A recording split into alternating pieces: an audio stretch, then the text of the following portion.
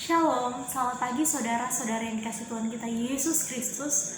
Pagi hari ini saya akan membagikan kebenaran firman Tuhan yang terambil dari Mazmur pasalnya yang ke-57, ayatnya yang pertama sampai dengan ayatnya yang ke-12. Saya akan bacakan untuk kita sekalian. Mazmur 57. Untuk pemimpin biduan menurut lagu Jangan Memusnahkan, Miktam dari Daud ketika ia lari daripada Saul ke dalam gua. Kasihlah aku ya Allah, kasihlah aku, sebab kepadamu lah jiwaku berlindung. Dalam naungan sayapmu aku akan berlindung, sampai berlalu penghancuran itu. Aku berseru kepada Allah yang maha tinggi, kepada Allah yang menyelesaikannya bagiku. Kiranya ia mengirim utusan dari surga dan menyelamatkan aku, mencela orang-orang yang menginjak-injak aku. Kiranya Allah mengirim kasih setia dan kebenarannya. Aku terbaring di tengah-tengah singa yang suka menerkam anak-anak manusia, yang giginya laksana tombak dan panah, dan lidahnya laksana pedang tajam. Tinggikanlah dirimu mengatasi langit, ya Allah, biarlah kemuliaanmu mengatasi seluruh bumi. Mereka memasang jaring terhadap langkah-langkahku, ditundukkannya jiwaku. Mereka menggali lubang di depanku, tetapi mereka sendiri jatuh ke dalamnya.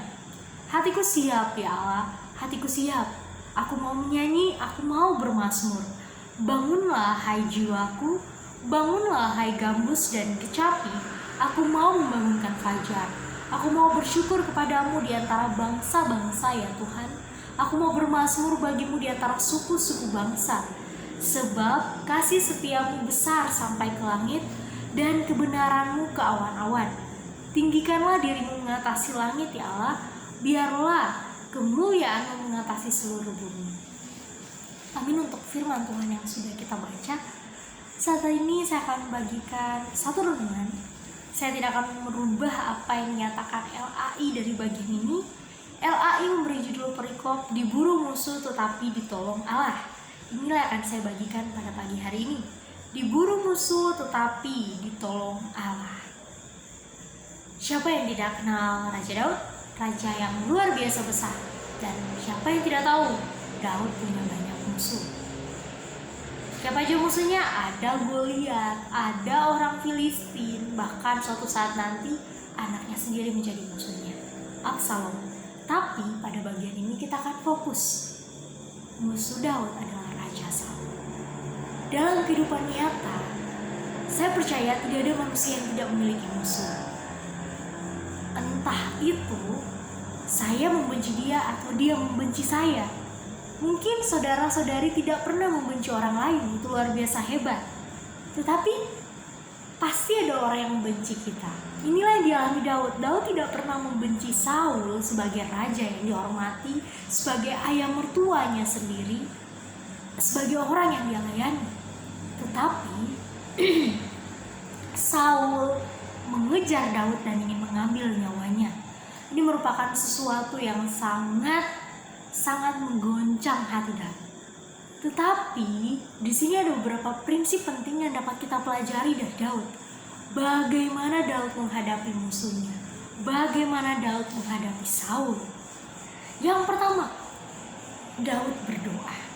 Di dalam ayatnya yang ke-2 sampai dengan ayatnya yang ke-4, Daud berdoa. Daud menaikkan seruan kepada Tuhan. Daud menaikkan satu permintaan, memohon belas kasihan Tuhan untuk melindungi dirinya.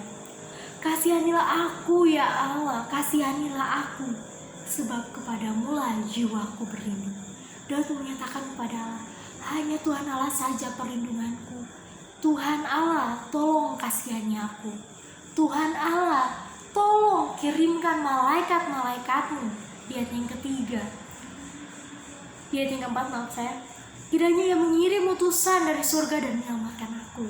Ayat 3, aku berseru kepada Allah yang maha tinggi, kepada Allah yang menyelesaikannya bagiku. Di dalam doa Daud percaya Tuhan yang akan menyelesaikan perkara yang dihadapi Daud. Ini langkah pertama yang kita pelajari dari Daud. Ketika kita menghadapi musuh, kita tidak serta-merta harus membenci, tetapi kita memohon pertolongan Tuhan dan kita mempercayai bahwa Tuhan akan menyelesaikannya bagi kita. sebab tidak ada yang mustahil bagi Tuhan, dan hanya kepada Tuhan sandaran jiwa kita sebagai orang percaya. Ini yang pertama.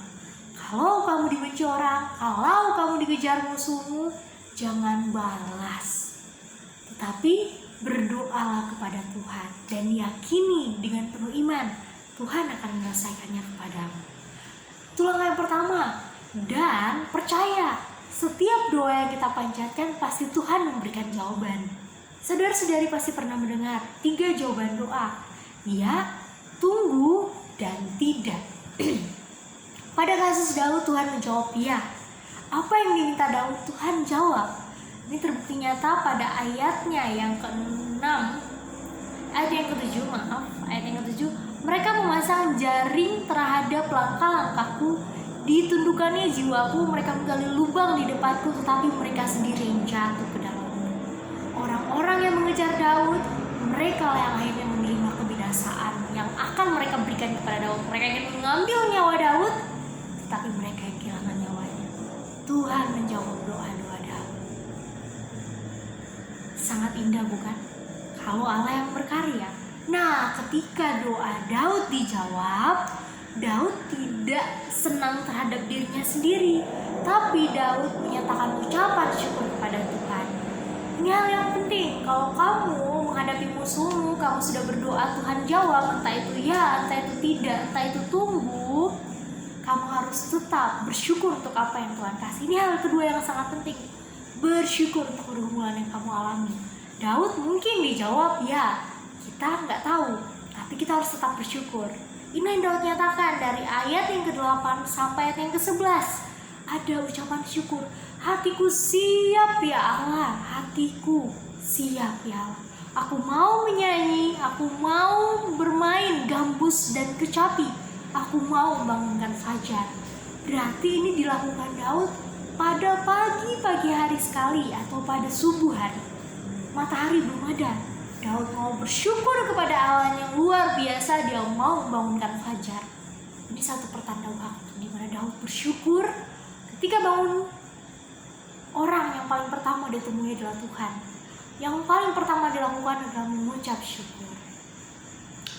Oleh karena itu Daud berasa berbeda ketika ada musuh yang mengejar dia. Kalau kita manusia terkadang yang mendahulukan emosi, ego kita terkadang berat untuk meminta pimpinan Tuhan. Mungkin kita akan marah terlebih dahulu kepada musuh kita, akan membalas musuh kita, tapi Daud berbeda. Dia berdoa, yang pertama ingat, dia berdoa kepada Tuhan, dan ketika doanya dijawab, dia bersyukur. Dan saya akan menutup bagian ini, bagaimana cara kita berespon terhadap pergumulan, khususnya ketika kita memiliki musuh, dengan mengandalkan pertolongan Tuhan. Jangan lupa, kamu sudah berdoa, kamu sudah bersyukur, dan pujilah Tuhanmu. Itu yang ketiga, ada di ayatnya yang ke-6 dan ayatnya yang ke-12. Setelah Daud berdoa, dia memuji Tuhan. Setelah Daud menaikkan syukurnya, dia memuji Tuhan. Tinggikanlah dirimu mengatasi langit, ya Allah, biarlah kemuliaanmu mengatasi seluruh bumi. Ayat 12 sekali lagi, tinggikanlah dirimu mengatasi langit, ya Allah, biarlah kemuliaanmu mengatasi seluruh bumi. Saya akan tutup firman Tuhan pada pagi hari ini dengan satu pujian. Tinggikan dirimu mengatasi langit, kemuliaan-Mu Tuhan mengatasi bumi. Biarlah pujian ini menjadi satu pujian yang kita naikkan kepada Allah kita, bahwa Dia Allah yang layak ditinggikan, kemuliaan yang mengatasi segala apapun yang ada di dunia ini. Inilah pujian yang Daud nyatakan, dan biarlah menjadi pujian yang dinyatakan oleh hati kita. Tuhan Yesus memberkati kita sekalian.